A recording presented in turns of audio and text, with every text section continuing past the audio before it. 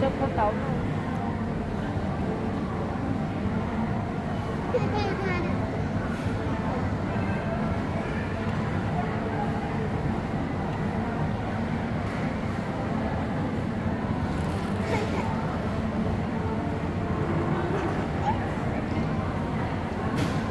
Sao được rồi thế này?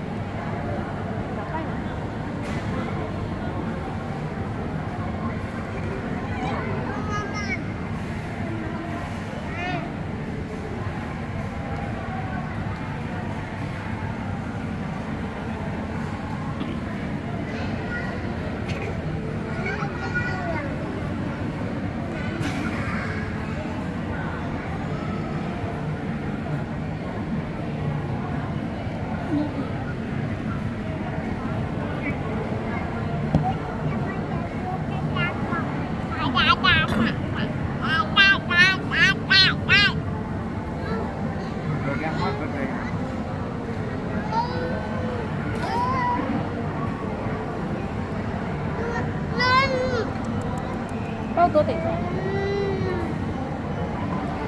Tôi cho bố. Cho bố đi đâu?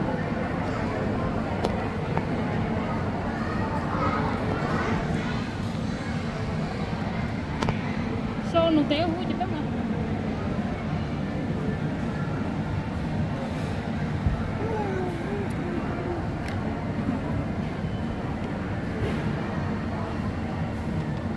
Ngon rồi.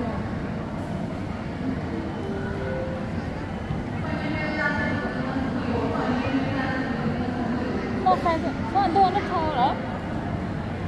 Có một chai bù không? Em có chia.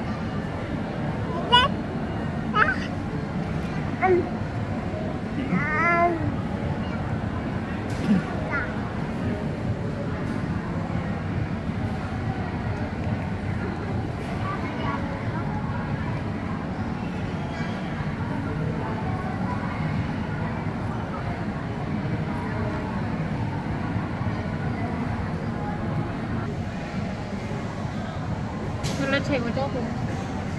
Những lần nó rất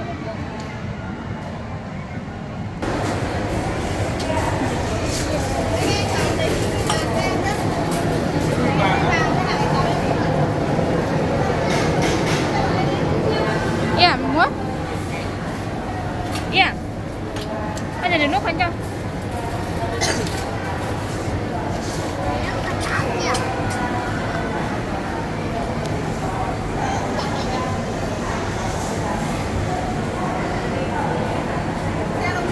Mua.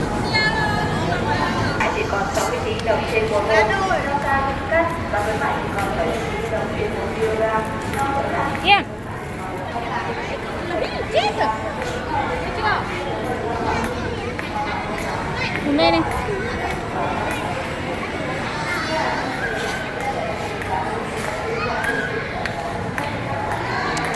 Nó thế này.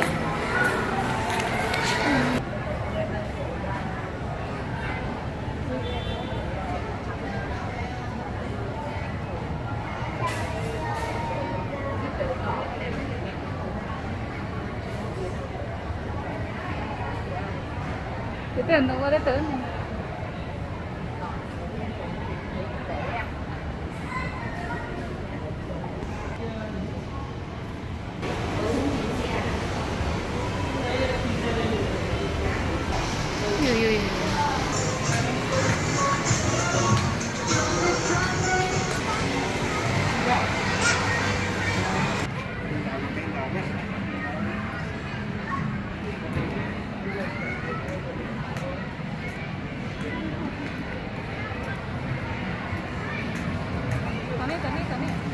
Tani.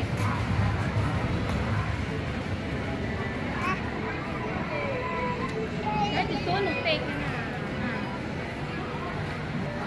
Trộn nhẹ nào.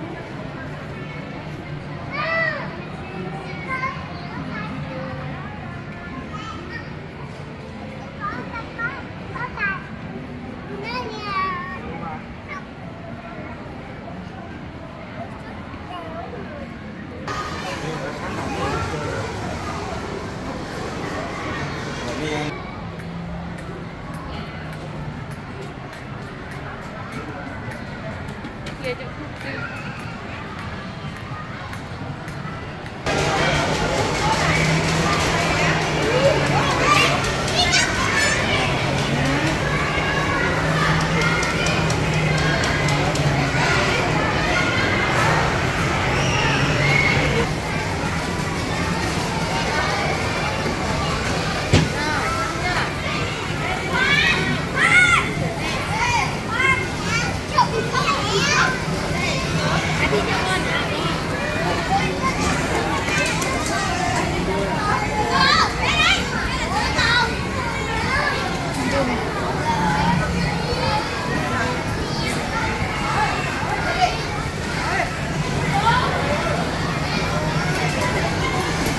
Bây giờ nó mù nụ thế à?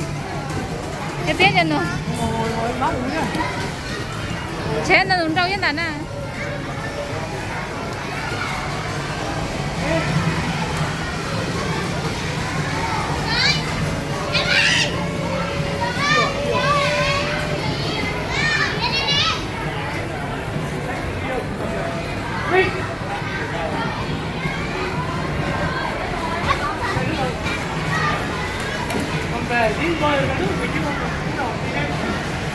Trên nó là ít sao ta thôi.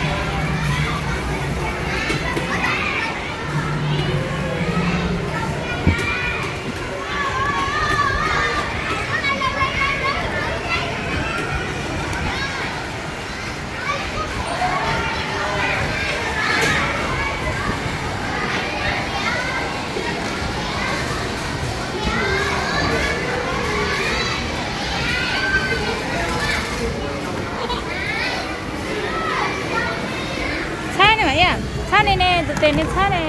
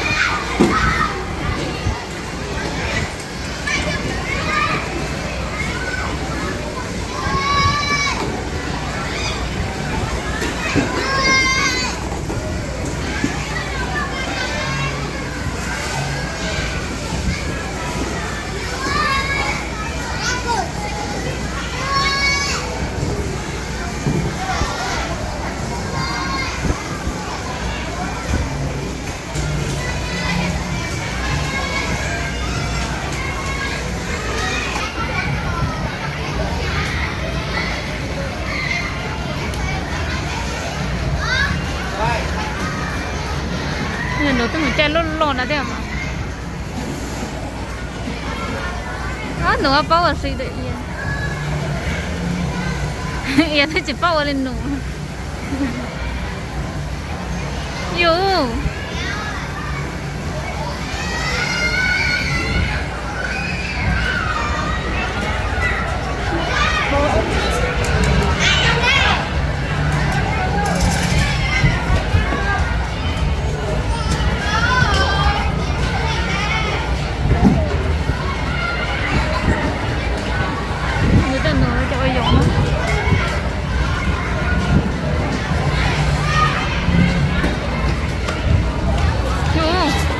Nó thế anh tàu lái chưa? Nó giờ xí đó rồi. Thật gì.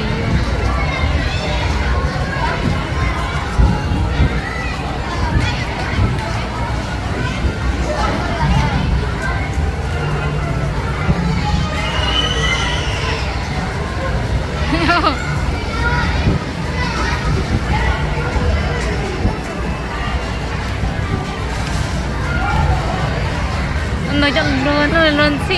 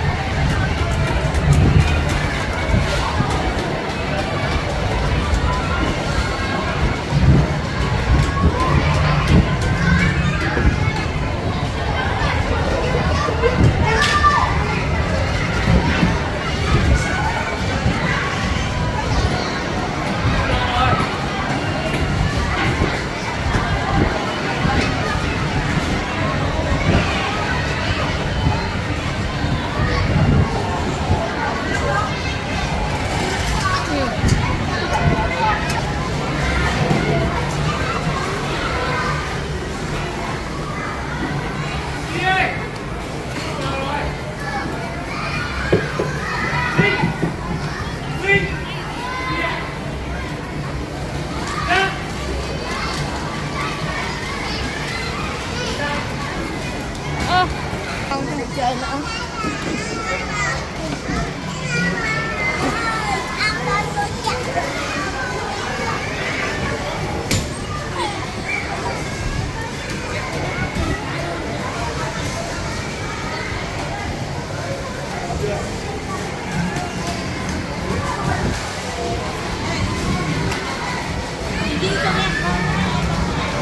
Ngó mua được không?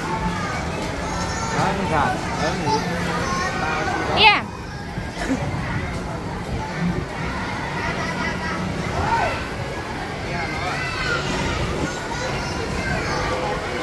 Yeah, mua.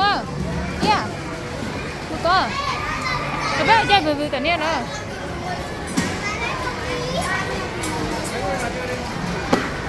Làm đi nha.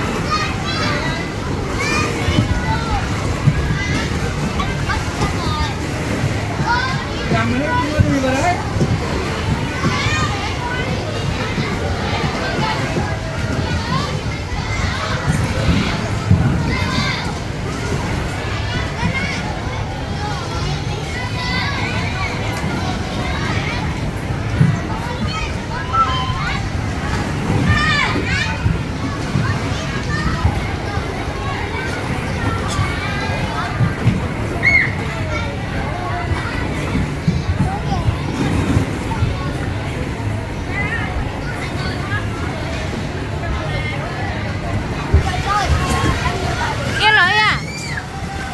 Nọ, sao nọ? Sao nọ? Chính trai nà? Phải bay á?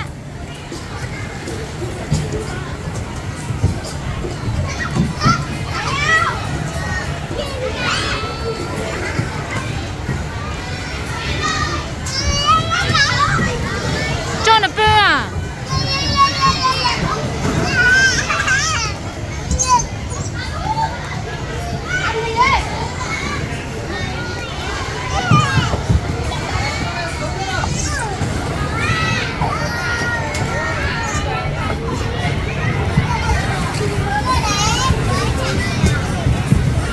Này chưa? Này đi. Này đây. Một giờ này con.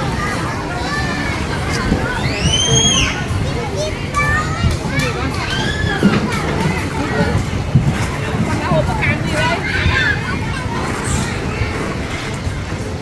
Uống đi đấy để tôi chiều á.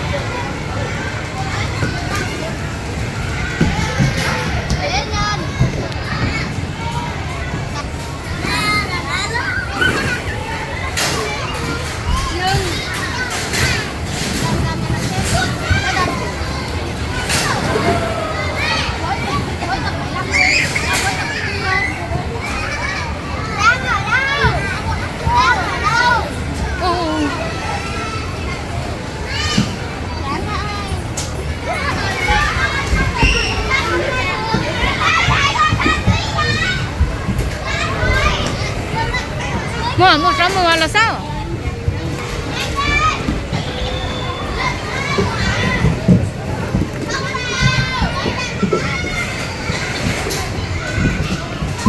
yeah yeah mua à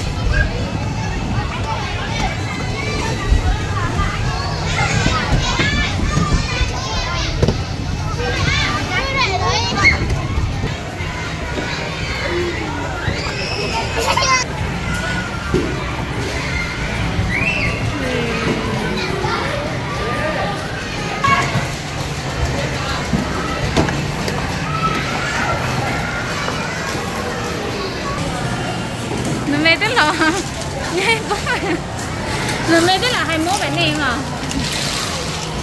bên đi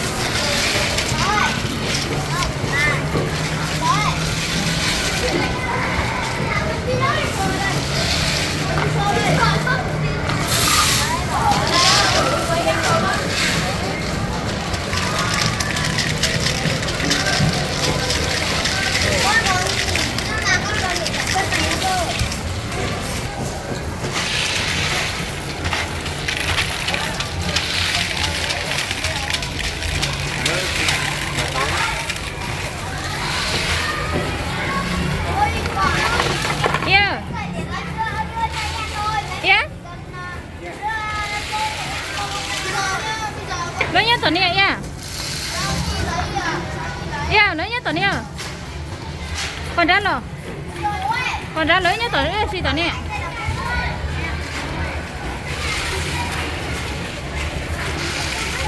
cái tuần nó vừa hết cực khổng ngay nè.